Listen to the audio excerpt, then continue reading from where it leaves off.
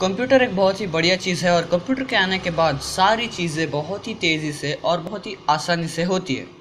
Computer medical field में भी enter कर चुके हैं और मेडिकल फील्ड में भी कंप्यूटर के आने के बाद बहुत ही नए नए टेक्नोलॉजीज़ वगैरह आ गई है। तो क्या एक दिन ऐसा मुमकिन है कि हमारे दिमाग की याददाश्त जो भी है वो एक कंप्यूटर में डिजिटली स्टोर कर दे? ये सुनने में बहुत ही साई-फाई है, लेकिन क्या एक दिन फ्यूचर में ऐसा हो सकता है?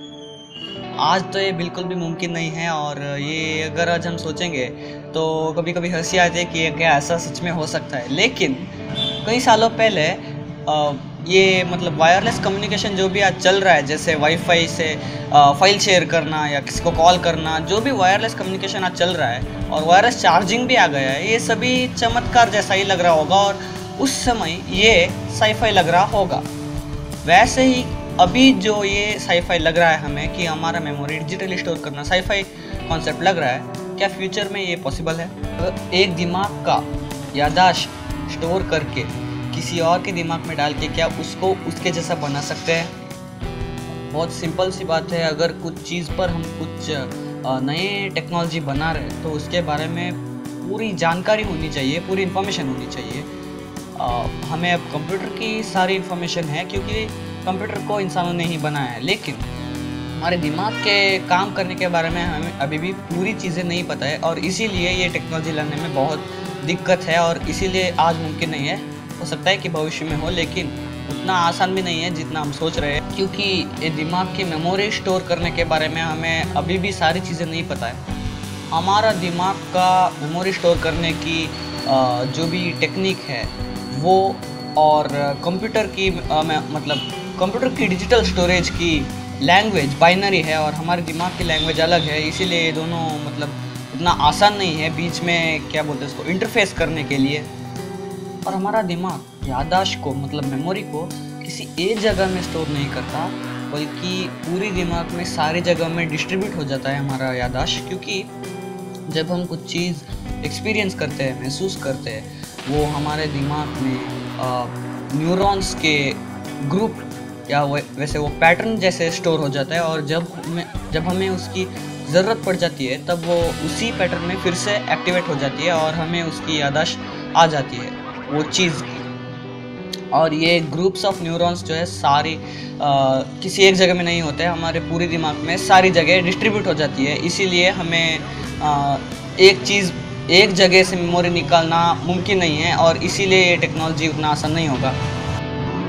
हमारे दिमाग में ऐसे बहुत सारे न्यूरॉन्स हैं और उससे ही ये हमारा इतना ज़्यादा मेमोरी होता है। एक पल के लिए मान लेते हैं कि ऐसा होगा तो भी उतना आसान नहीं है, क्योंकि अब जैसे हम USB डिस्क और हार्ड ड्राइव कनेक्ट करते हैं वैसे फिज़िकली कनेक्ट तो कर नहीं सकते वायर वगैरह से। इसलिए अगर ये करना होता है तो भी हम कैसे करेंगे? ब्रेन वेव्स की मदद से। वो अगर ये हम करेंगे तो भी वो ब्रेन वेव्स की मदद से करेंगे।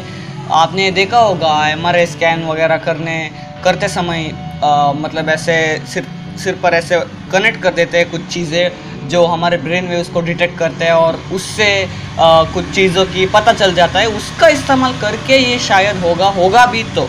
और ये ब्रेन वेव्स की वजह से हमारे दिमाग पर बहुत ज़्यादा असर पड़ सकता है, डैमेज हो सकता है। और अगर ये सारे प्रॉब्लम हम सॉल्व कर भी दें तो भी एक आखिरी प्रॉब्लम रह जाता है कि एक इंसान की याददाश्त मेमोरी कोई प्रॉपर्टी नहीं है, कोई एसेट नहीं है। जैसे कोई उसके घर के चीज़ है, उसके कोई जगह ज़मीन वगैरह होते हैं, वैसे कोई एसेट नहीं होता, प्रॉपर्टी नहीं होता। इसीलिए उसके मरने के बाद उसका ऐसा इस्तेमाल नहीं किया जा सकता, क्योंकि वो उस इंसान का याददाश्त कोई और गलत इस्तेमाल भी कर सकता है। इसलिए आज उसकी वैसा टेक्नोलॉजी अगर कोई बनाना चाहे और वो बना भी दे तो भी उसका इस्तेमाल करने के लिए मतलब परमिशन कोई नहीं देगा, क्योंकि जैसे मैंने बोला वो कोई प्रॉपर्टी नहीं है, वो उस इंसान का एक मतलब मेमोरी उसकी होती है और उसका कोई भी इस्तेमाल करने के लिए उसकी परमिशन लेना चाहिए। और मरने के बाद हम किसी का परमिशन कैसे ले सकते हैं? ऐसा नहीं कर सकते। इसीलिए ये टेक्नोलॉजी उतना आसान नहीं होगा और करेंगे तो भी यूज़ नहीं कर सकते।